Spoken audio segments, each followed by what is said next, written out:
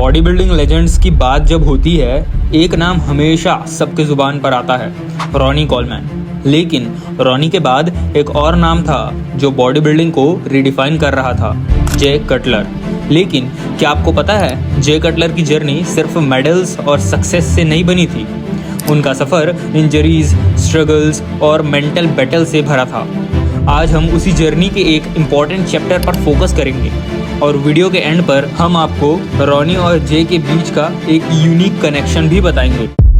जे Cutler की शुरुआत काफ़ी यंग एज में हुई थी। एक छोटे से टाउन से आने वाले जे ने अपनी बॉडी पर इतना काम किया कि 20s में ही बॉडी बिल्डिंग के वर्ल्ड में सबको इम्प्रेस कर दिया। उनका डिटर्मिनेशन और फोकस अनपैरेलल्ड था।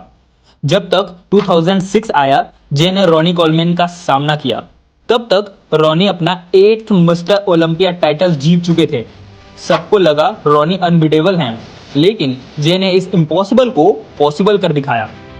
जे का रॉनी कॉलमैन को हराना सिर्फ एक विन नहीं था, ये बॉडी बिल्डिंग के एक न्यू एरा का शुरुआत था। लेकिन दोस्तों, ये सक्सेस आसान नहीं थी। पहले ही दिन से जे को इंजरीज और फिजिकल एग्जॉशन का सामना करना पड़ा। एक नॉर्मल बॉडी बिल्डर के लिए इतना इंटेंस ट्रेनिंग रेजिम मेंटेन करना मुश्किल होता है, और ये वही मूवमेंट्स होते हैं जो एक चैंपियन को डिफाइन करते हैं।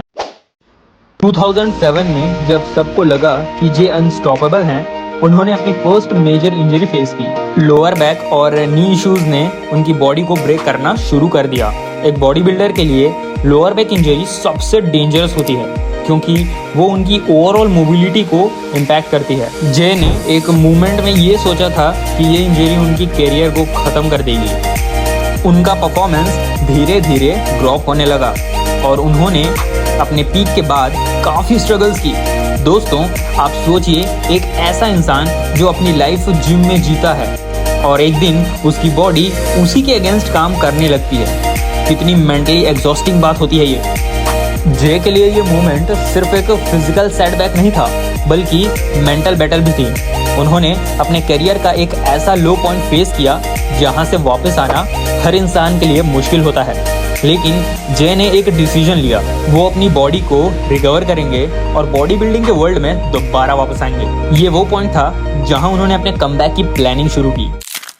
इंजरी के बाद रिकवरी का प्रोसेस फिजिकल के साथ मेंटल भी होता है। जे के लिए ये एक टफ फेस था, लेकिन उन्होंने अपने डिसिप्लिन और कंसिस्टेंसी के साथ रिकवरी का रास्ता चूज किया। उन्होंने साइकोथेरेपी की, अपने डाइट को एडजस्ट किया और धीरे धीरे वापस अपनी स्ट्रेंथ को बिल्ड किया।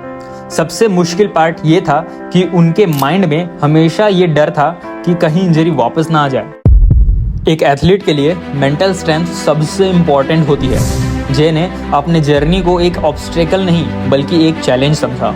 उन्होंने अपनी बॉडी को वापस बिल्ड किया और सबको ये प्रूव किया कि अगर आप मेंटली स्ट्रांग हो तो कोई इंजरी आपको रोक नहीं सकती। ये रिकवरी पीरियड जे के करियर का सबसे इम्पॉर्टेंट फेजेस में से एक था, जिसमें उन्होंने अपने कमबैक को प्लान किया। जे और रॉनी कॉलमैन का कंपटीशन बॉडी बिल्डिंग हिस्ट्री में सबसे आइकॉनिक कॉम्पिटिशन्स में से एक है। जब रॉनी अपने 8th मिस्टर ओलंपिया टाइटल के लिए कम्पीट कर रहे थे, तब जे ने उन्हें हराकर अपनी जगह बनाई थी।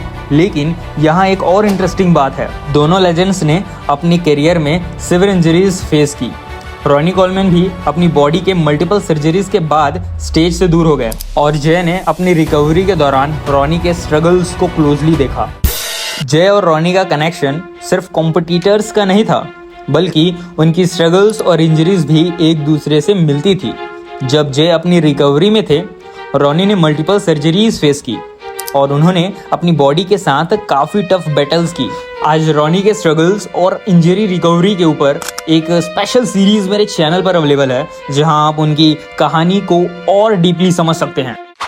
और ये थी जे कटलर की जर्नी का पहला पार्ट, जिसमें हमने देखा कैसे उन्होंने इंजरीज के साथ बैटल की और अपने मेंटल स्ट्रेंथ को प्रूव किया। लेकिन ये कहानी यही खत्म नहीं होती।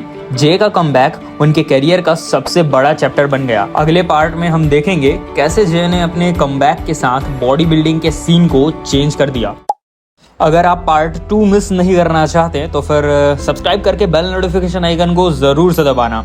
रॉनी कॉलमैन की इंजरी रिकवरी की स्टोरी देखने के लिए डिस्क्रिप्शन में लिंक्स दिए गए हैं। रॉनी और जय का कनेक्शन बॉडी बिल्डिंग में सिर्फ कॉम्पिटिटर का नहीं बल्कि स्ट्रगल और स्ट्रेंथ का है।